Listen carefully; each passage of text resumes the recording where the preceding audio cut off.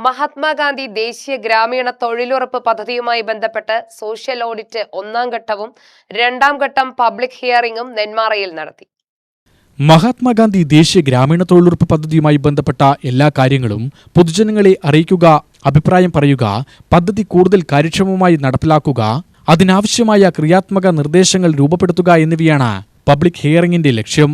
പഞ്ചായത്ത് ഹാളിൽ നടത്തിയ ഹിയറിംഗ് ഗ്രാമപഞ്ചായത്ത് പ്രസിഡന്റ് അഡ്വക്കേറ്റ് സി സുനിൽ ഉദ്ഘാടനം ചെയ്തു. നിയമ സംവിധാനത്തിന്റെ അകത്ത് നിന്നുകൊണ്ട് എന്തൊക്കെ പണിയാണോ നിങ്ങൾക്ക് ചെയ്യാൻ സാധിക്കുക, നിയമത്തിന്റെ സാധുതകളെ മറികടക്കാതെ അതിനകത്ത് നിന്നുകൊണ്ട് നിങ്ങൾക്ക് ചെയ്യാൻ സാധിക്കുന്ന ജോലികൾ കണ്ടെത്തുക എന്നുള്ളതാണ് നാളുകളിൽ നിങ്ങളുടെയും ഞങ്ങളുടെയൊക്കെ കടമയായി മുന്നോട്ട് വരും. നമുക്ക് കാണുവാൻ കഴിയുന്നത് പഴയ പോലെയുള്ള പണികൾക്കൊക്കെ നിയന്ത്രണം വരുന്നു. ഏത് പദ്ധതി നടപ്പിലാക്കിയാലും അതിനൊക്കെ കുറ്റങ്ങളും കുറവുകളും ഉണ്ടാവും. അപ്പൊ ആ കുറവുകൾ ലഘൂകരിക്കാനാണ് പുതിയ പദ്ധതികൾ വരുന്നത് എന്നാണ് പറയുന്നത്. എങ്കിലും നിലവിലുള്ള പണികൾ നഷ്ടപ്പെട്ടു പോകുന്നു എന്നത് ചെറിയൊരു ദുഃഖം തന്നെയാണ്. സ്വാഭാവികമായിട്ടും തൊഴിൽ ദിനങ്ങളുടെ എണ്ണം 125 നിജപ്പെടുത്തുമെന്ന് പറയുമ്പോൾ എങ്ങനെ ആ തൊഴിൽ ദിനങ്ങൾ കണ്ടെത്തുമെന്ന കാര്യത്തിൽ എല്ലാവർക്കും ആശങ്കയുണ്ട്. ഇപ്പൊ നമുക്കും ആശങ്കയുണ്ട്, അധികൃതർക്കും ഒക്കെ ആശങ്കയുള്ളതാണ്.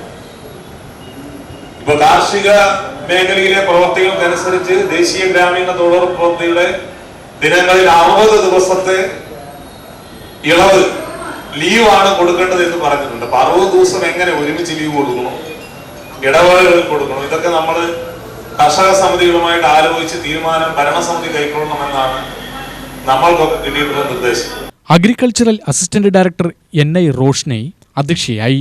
Social audit BRP K Leema report അവതരിപ്പിച്ചു. പഞ്ചായത്ത് സെക്രട്ടറി വിജിൽ V മോഹൻ മറുപടി പ്രസംഗം നടത്തി. ഗ്രാമപഞ്ചായത്ത് vice president Prabhitha Jayan, standing committee ചെയർമാൻമാരായ MR Narayanan, Soumya Vijay, Gokuldas, panchayat assistant secretary KG Nijeesh എന്നിവർ ആശംസകൾ അർപ്പിച്ചു.